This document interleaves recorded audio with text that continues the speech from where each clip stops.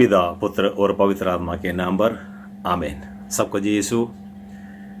जो इस वचन सुनने के लिए जो भी ईसा मसीह पर विश्वास करते हुए इस चैनल जो सुनते हैं देखता है, उन सबों पर ईसा मसीह का आशीर्वाद प्राप्त हो, पिता परमेश्वर का प्यार उनके हृदय में उमड़ पड़े, हम प्रार्थना करते हैं।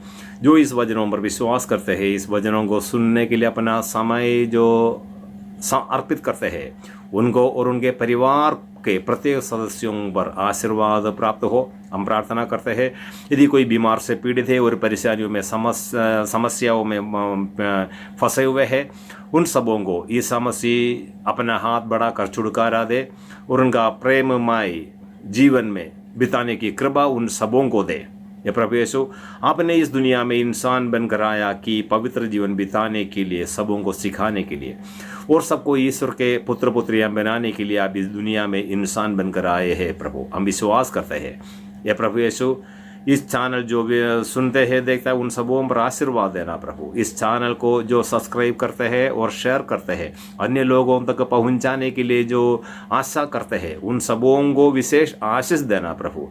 जो भी इस चैनल जो पोल कुंबलम यूट्यूब में टाइप करके देखता है और सब्सक्राइब करता है, जो शेयर करता है, उन सबों को और उसके परिवार को आशीष बरसा दे प्रभु। उनके जो भी जरूरी है उन पर आप अपने कृपाओं से भर दे प्रभु। इस वचन जो सुनने वाले मेरे प्यारे भाई और बहनों, अभी तक आप जो इस चैनल को सब्सक्राइब नहीं किया, सब्सक्राइब करें और शेयर करें। मेरे भाई और बहनों, हमने आप भी ईसा मसीह का जन्मोत्सव, उस त्योहार को मनाने के लिए तैयार हो रहा है सारे जगत। ईसा मसीह इस दुनिया में आने से करीब 700 वर्ष पहले ईसा नबी द्वारा ईश्वर ने आदेश दिया है, देखो एक कुंवारी गर्भवती है, वह एक पुत्र प्रसव करेगा और उसका नाम इम्मानुएल रखा जाएगा। कई साल पहले नबी द्वारा ईश्वर ने संदेश दिया, भविष्यवाणी की थी, एक पुत्र इस संसार में आएगा, उसको इम्मानुएल नाम रखा जाएगा।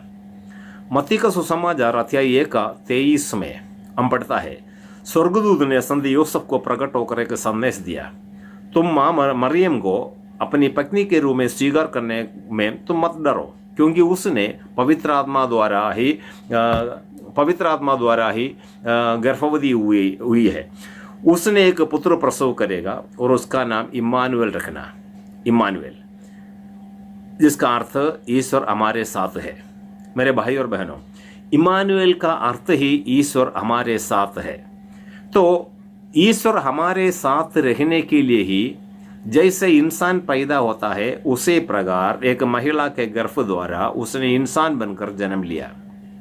फिलिपियों के नाम पत्र अध्याय 2:7 में पढ़ता है, उसने मरण तक, क्रूस मरण तक अपने आप को दीनहीन बनाया। अर्थात वह ईश्वर होते हुए भी, हम उससे पहले वचन में पढ़ता है, उसने ईश्वर का बराबरी था। फिलिपियों का नाम पत्र अध्याय 2:6 में लिखा। तो ईश्वर के बराबरी का रहने वाला ईश्वर इंसान बनकर पृथ्वी पर आया और उसने अपने आप को दीनहीन बनाया, मरण तक, क्रूस मरण तक दीनहीन बनाया। और इसलिए कि इसी कारण पिता परमेश्वर ने उसको ईसा उस नाम सारे नाम से ऊंचा उड़ाया, सारे नाम के ऊंचा। और उसके बाद में कहता है, फिलिपी 2:10 में कहता है, स्वर्ग में और पृथ्वी पर और अधोलोक में, पाताल में जो भी निवासी है, वे सब उसका सामने घुटना टेके। आकाश, पृथ्वी और अधोलोक में जितने भी निवासी है, वे सब उसके सामने घुटना टेके। और किसी के सामने घुटना टेकने के लिए पिता परमेश्वर ने आदेश नहीं दिया। केवल ईसा मसीह का नाम के सामने सारे मानव निवासी घुटना टेके, क्योंकि ईसा मसीह इंसान बना और उसने अपना जिंदगी क्रूस मरण को अर्पित किया और क्रूस मरण तक उसने विनम्र बन गया, दीनहीन बनाया अपने आप को। इसलिए कि उन पर जो विश्वास करते हैं वे सब विनम्र बने, दीनहीन बने और हम भी ईसा मसीह के साथ स्वर्ग में उड़ जाए, स्वर्ग में आरोहित किया जाए। तो स्वर्गवासी बनने के लिए जो लोग इच्छुक करता है, जो लोग चाहता है, वे सब अपना जिंदगी को पवित्रता में रखना है, ईश्वर के साथ जुड़े हुए एक नया जीवन बिताना है और दीनहीन बनाना है, विनम्र बनना है। विनम्रता जो सीखता है वे ईश्वर का संतान बन जाते हैं, क्योंकि मां मरियम भी विनम्र बनी, ईसा मसीह क्रूस मरण तक दीनहीन बनाया अपने आप को।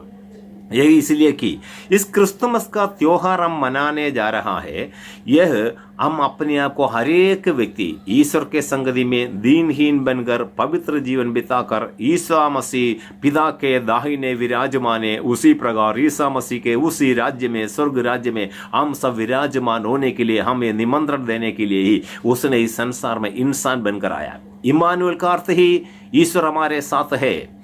ईश्वर हमारे साथ हमेशा हमेशा ही है।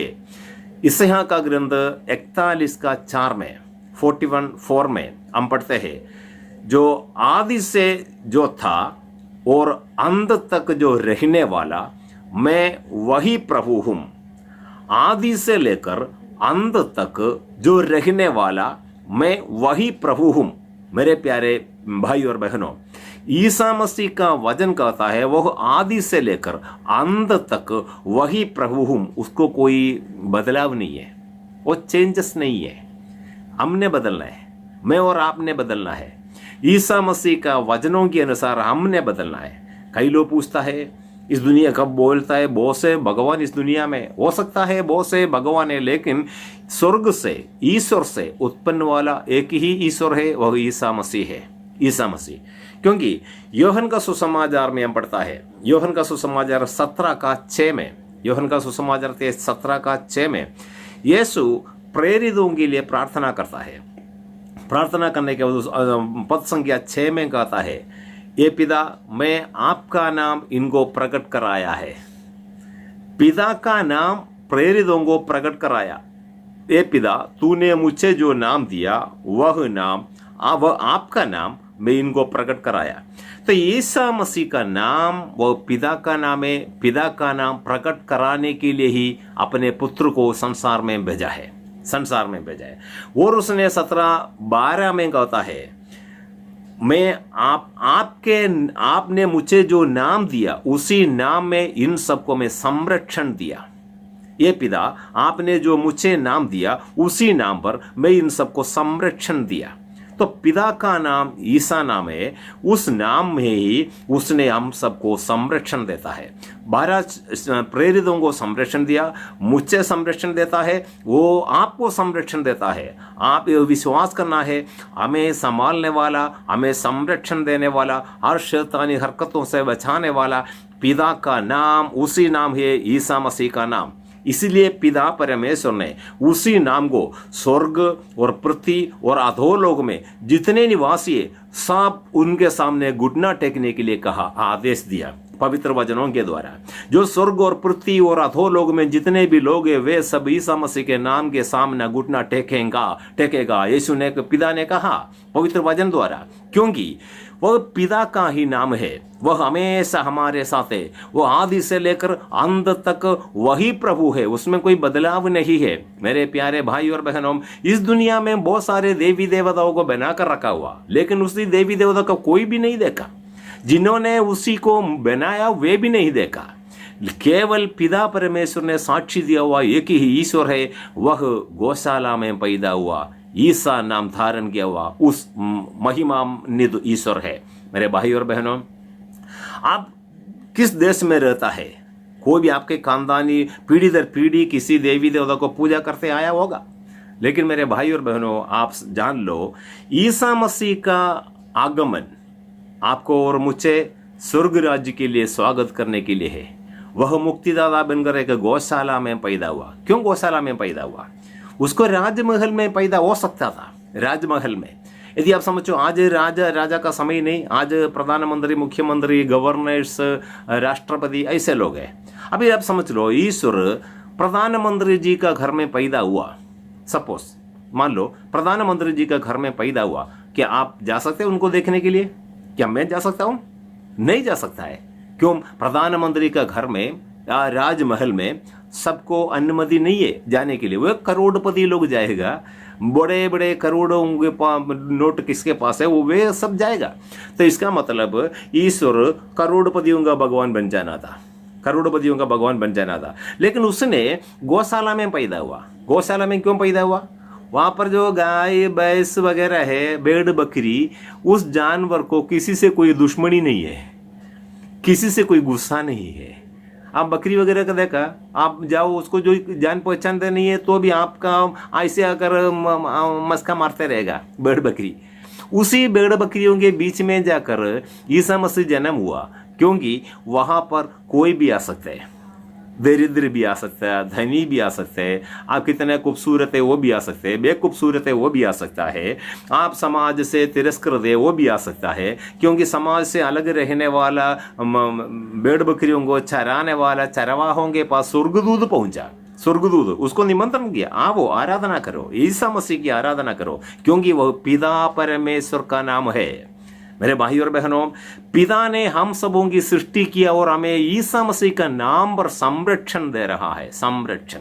इसलिए प्रभु यीशु का वचन कहता है, यूहन्ना का सुसमाचार 17:26 में कहता है, मैंने पिता आपका नाम जो आपने मुझे दिया उसी नाम पर मैं इन सबों को संरक्षण दिया। हमें संरक्षण मिलने वाले एक ही नाम है, ईसा मसीह का नाम। आप उसके सामने दंडवत करें, उसकी आराधना करें। और उसने जैसे मरण तक, हाँ, क्रूस मरण तक दीनहीन बनाया, क्रूस मरण तक। फिलिपियों के नाम पत्र 2 में लिखा है स्पष्ट रूप में, उसने क्रूस मरण तक, हाँ, मरण तक, क्रूस मरण तक दीनहीन बनाया। इसलिए कि हम भी उसके सामने दीनहीन बनाए, दीनहीन बनकर उसके साथ जुड़े हुए कच्चा नया जीवन बिताए।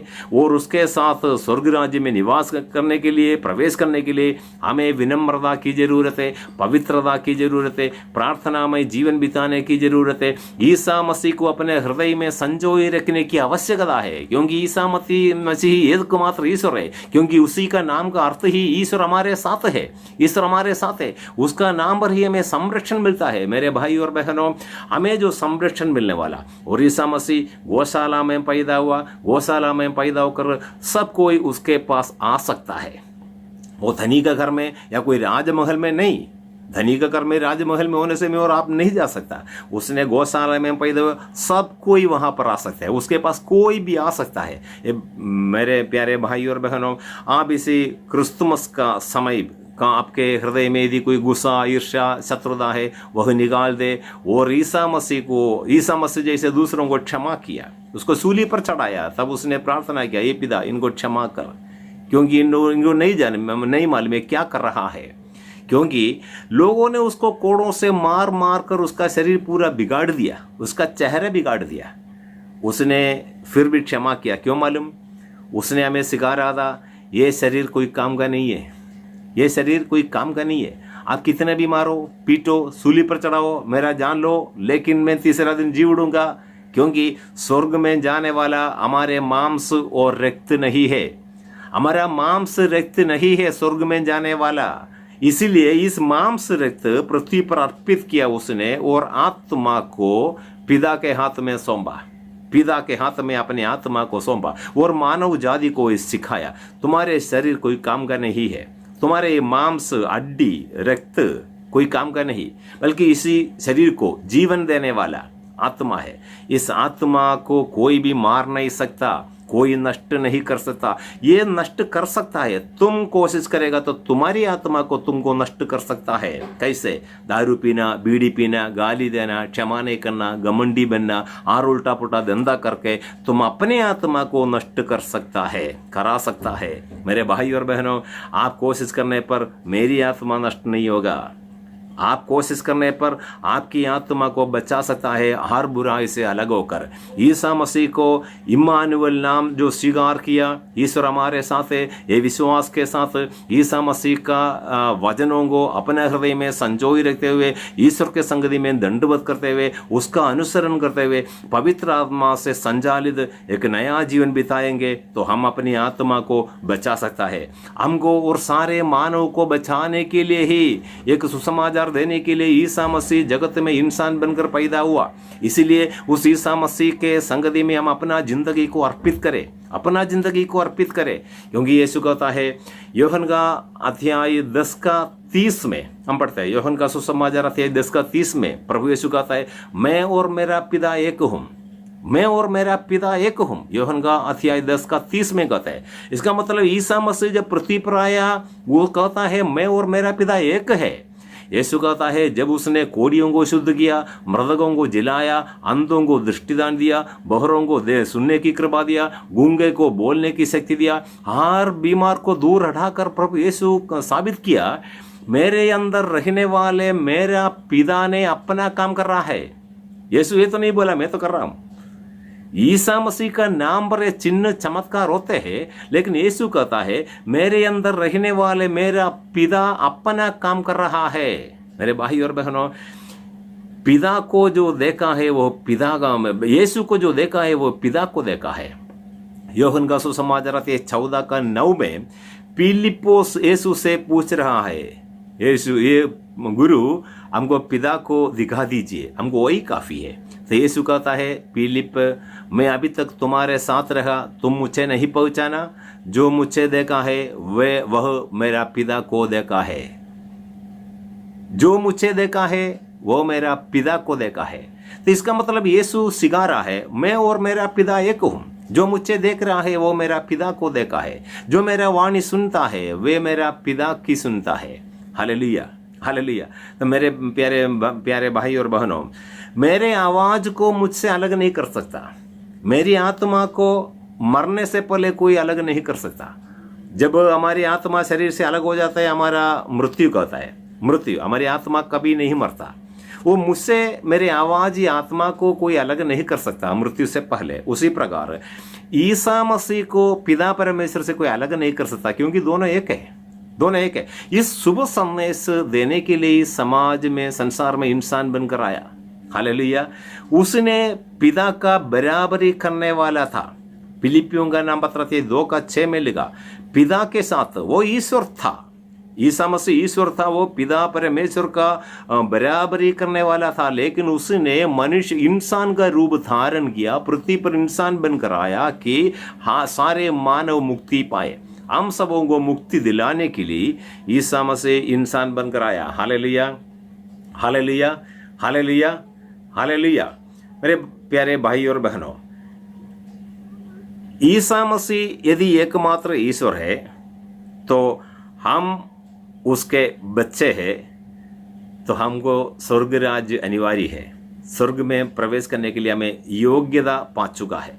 मेरे भाई और बहनों, इस योग्यता जिनको नहीं मिला है, बहुत से लोग भारत में है, बहुत से लोग आपके आसपास के लोग देश में, आपका दोस्त लोग हैं जो अन्य धर्म का लोग हैं, उन तक भी आप इस वचनों को पहुंचा दें कि यीशु ने प्रेरितों से कहा संसार के कोने कोने जाकर सुसमाचार सुनाओ।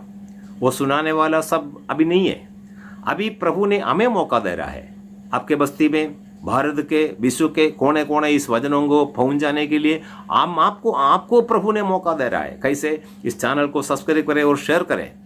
इससे आप इसी सुसमाचार प्रचार काम में आपको भी लगने के लिए मौका दे रहा है प्रभु।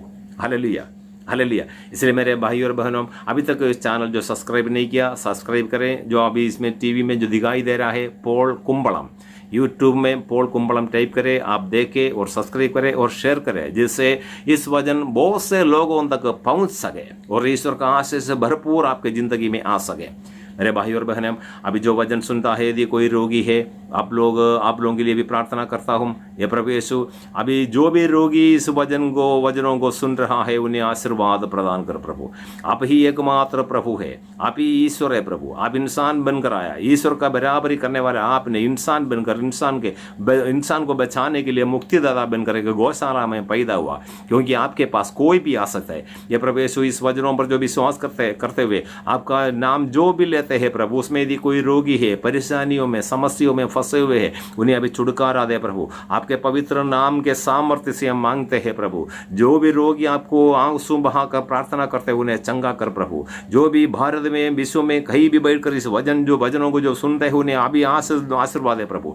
आपके छेदे हुए हाथ बढ़ाकर उन्हें छू ले प्रभु। उनके शरीर में जो भी परेशानियां, समस्याएं है, बीमार है, उन्हें छुटकारा दे प्रभु। पागलपन दूर होने दे, कैंसर दूर होने दे यीशु के नाम पर। किडनी रोगी हम इस वक्त चंगाई पाए, हालेलुया। हर कैंसर के पीड़ित रोगी लोग इस वक्त यीशु के नाम पर चंगाई पाए।